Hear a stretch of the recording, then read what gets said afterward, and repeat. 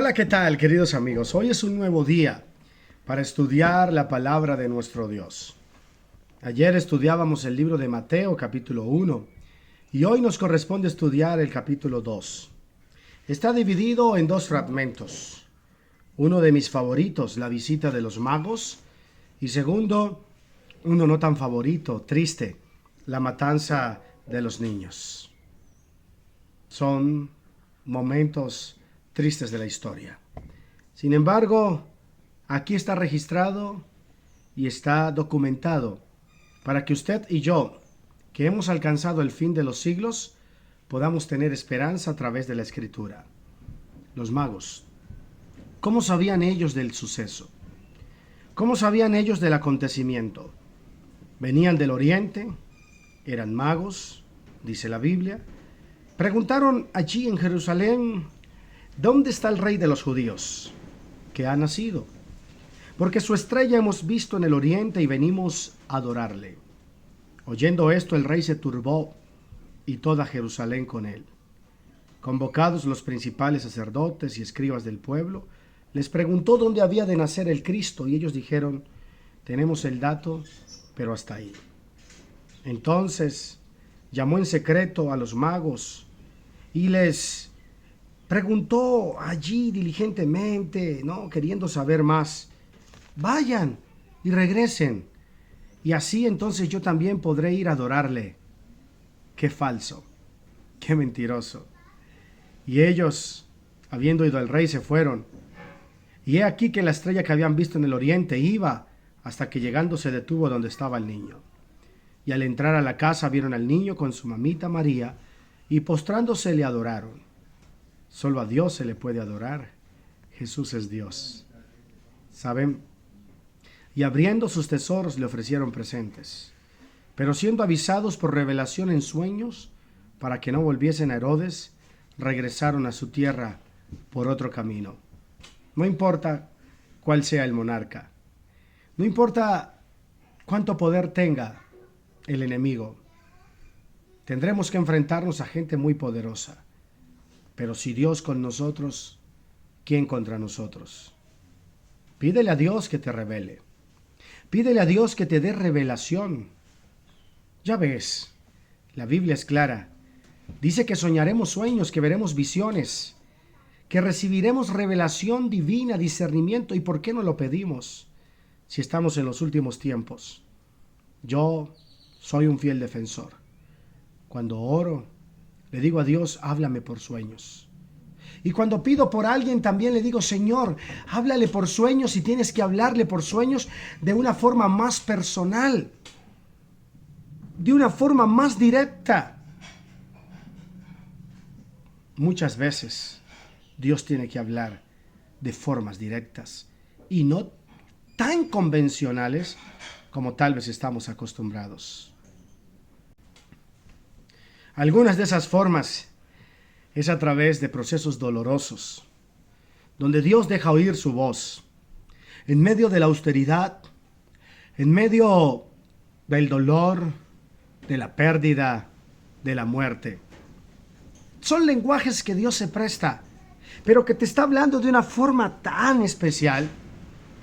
Yo recuerdo una vez de tantas que le hablé y le dije, Señor, yo no quiero seguir laborando de esta forma en este trabajo.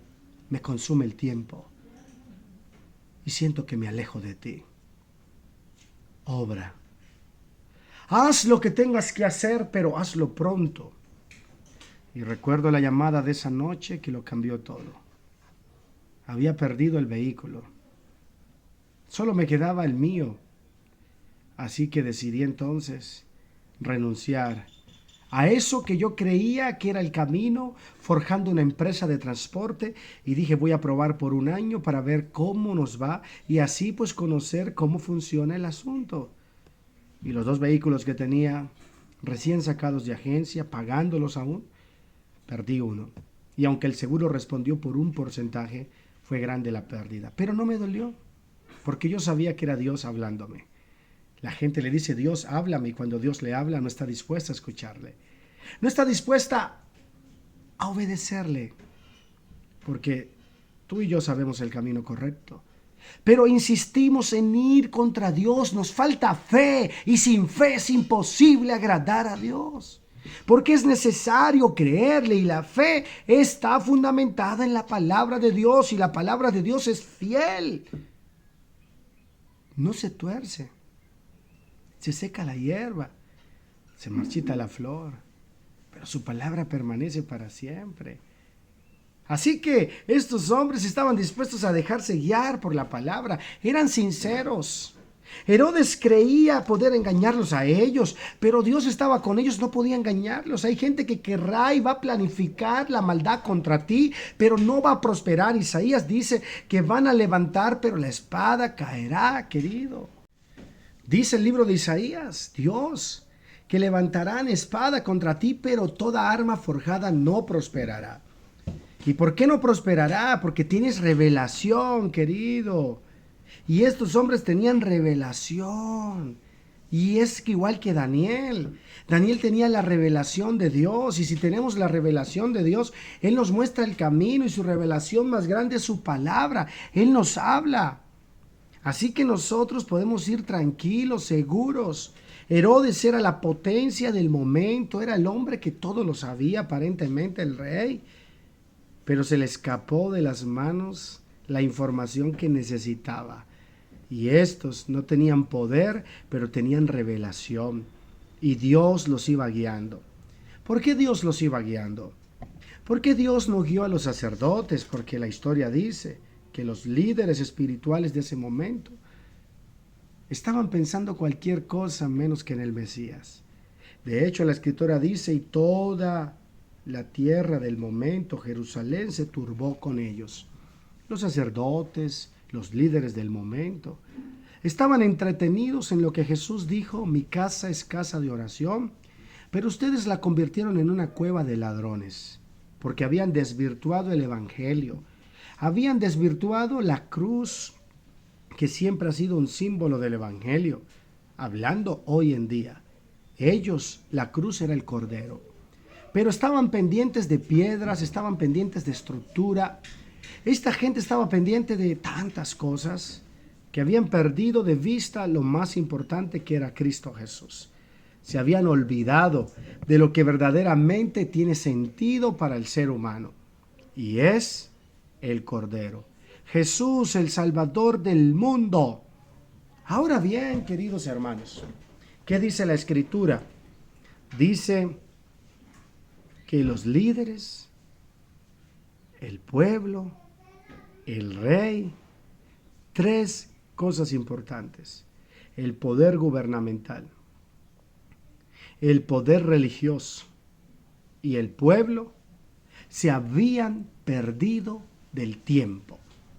Mientras que había un remanente, alguien pequeño, unos pastorcillos y unos magos, conocidos así, que habían encontrado el tiempo perfecto. Esto a mí me sorprende y me alegra, porque no podemos dejarnos guiar sencillamente porque otra persona tenga experiencia, porque tenga un título, porque tenga dinero, porque tenga poder adquisitivo, porque posea poder, porque sea de renombre político, religioso, o porque sean muchos. Muchos representa el pueblo, religioso representa la parte espiritual y político representa la parte del gobierno. Alianza, como Acab, como los profetas de Baal, como Jezabel, como Herodes, Herodías y como estos corruptos del tiempo de Cristo. Un sistema. De hecho, hay un grupo especial que se llama los Esenios. Sería bueno que investigara un poquitito sobre ellos. Los Esenios estaban en ese tiempo, pero decidieron aislarse un poco porque el sistema se había perdido en el tiempo. Todo lo que pasa vuelve y se repite. La gran mayoría casi siempre está equivocada. Y Dios no se reveló a ellos, porque desecharon, porque renunciaron al Cordero. Hoy podemos estar repitiendo la historia, metidos en una catedral, en una iglesia, en eventos y todo lo que quieras llamar, pero aún así habiendo perdido a Jesús de la vista. Si oyeres hoy mi voz atentamente, yo estoy a la puerta llamando si alguno quiere oír, dice el Señor. Ellos estaban entretenidos en sus business, negocios. Habían convertido la adoración en un negocio. Vendían sus palomitas, sus corderos, corrupción, por todo cobraban. Era terrible. Y si el cordero venía, el negocio se acababa. Socio, se acaba el negocio. Así que no les convenía por ningún lado que el Mesías viniera. Juan 1:11 tiene la declaración más triste de los evangelios. A su pueblo vino, pero su pueblo no le conoció, no le recibió. Qué interesante, pero qué triste. Ahora bien, queridos, de labios el rey dice: yo también quiero adorarle, pero solo eran labios. Esto representa lo que Jesús dijo, que su pueblo de labios le honra, pero su corazón está lejos. Tanto el rey como los sacerdotes y como el pueblo tenían intenciones no santificadas, equivocadas. Y nosotros debemos tener mucho cuidado, discernimiento y preocupación en no tener intenciones no santificadas. Colocar por delante nuestros deseos egoístas antes que cualquier cosa. El evangelio no puede ser un negocio. El evangelio no podemos buscarlo simplemente para obtener un beneficio de Dios. Claro que no. El evangelio es vida, es poder, pero es abnegación, es sacrificio, es entrega. Y Dios envió a Jesús a la tierra para mostrarnos el verdadero carácter del evangelio. Finalmente los hombres se encontraron y adoraron a Jesús. Finalmente lo lograron. Se rindieron. Qué privilegio tan grande tener frente a ellos al Creador de sus vidas, pero que había venido a nacer de un lugar humilde, de un lugar sin luces, en un lugar sin muchos aplausos, pero era el rey. Y Dios guió a un grupo selecto para que honrasen a su Hijo, el Rey del universo. Alabado sea su nombre. Por muy difícil que parezca y muchos obstáculos que encuentres en la vida, quiero decirte que los propósitos de Dios se cumplen si estás dispuesto a dejarte guiar por el Señor. El Señor obrará de 1000 formas. Tiene Dios para librar a sus hijos. El rey enfurecido mandó a ordenar la matanza para que se cumpliese la escritura. Voz en Ramá, grande lamentación, lloro, gemido. Raquel llora a sus hijos y no quiso ser consolada porque perecieron. Y allí en Egipto, durante mucho tiempo, estuvo el niño creciendo. Y el rey se enojó y mandó a matar a todos los menores y en todos sus alrededores. Pero Dios, así como hizo con Moisés, el libertador, Cristo era un ejemplo de Moisés y Moisés de Cristo.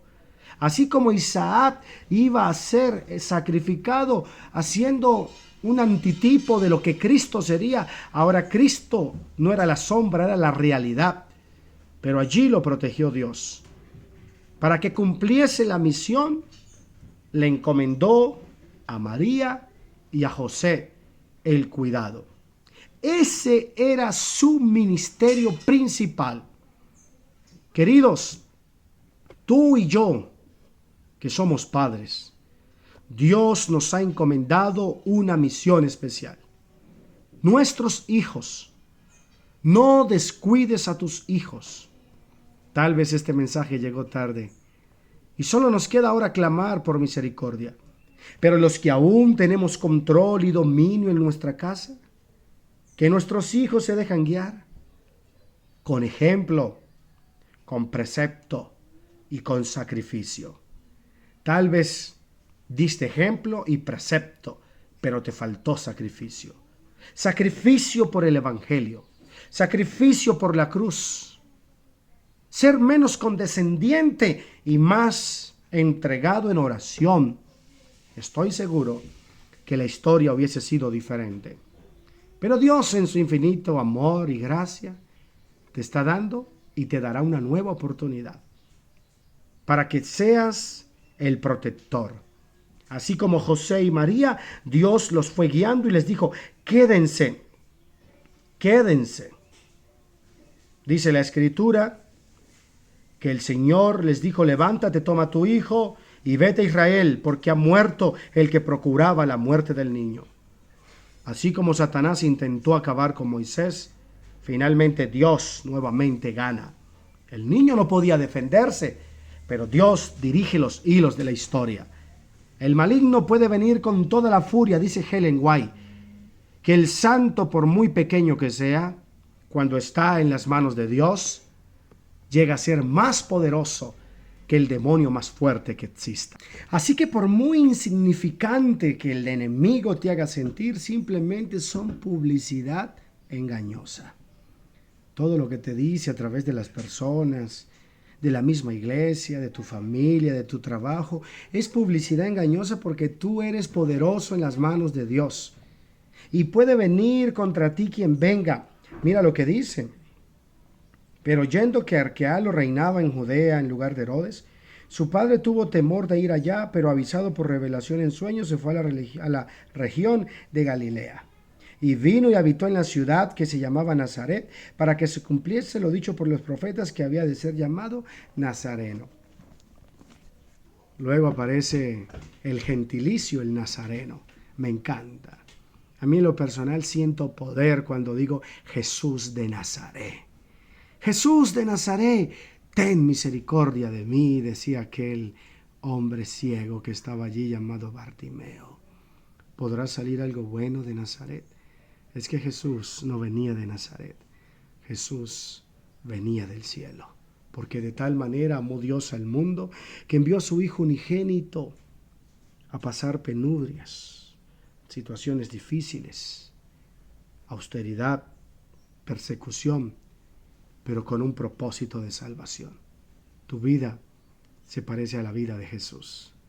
Desde que naciste, tal vez te persiguió el crimen, el dolor, la pobreza. Tal vez te persiguió la soledad, los abusos. No sé qué te haya perseguido, pero por encima de todo, Dios ha establecido y ha logrado su propósito en tu vida. ¿Me dejas orar por ti? Querido Dios, gracias por tu palabra. Derrama de tu espíritu en cada oyente, en cada hijo tuyo. En el nombre de Jesús, tu propósito se cumpla. Amén y amén. Tengo para ti un versículo que lo guardes hoy en el corazón. Salmo 138, 8. Dice: Dios, no abandones la obra de tus manos. Cumple tu propósito en mi vida. Guárdalo. Te lo regalo de parte de Dios. Nos vemos mañana con Mateo capítulo 3.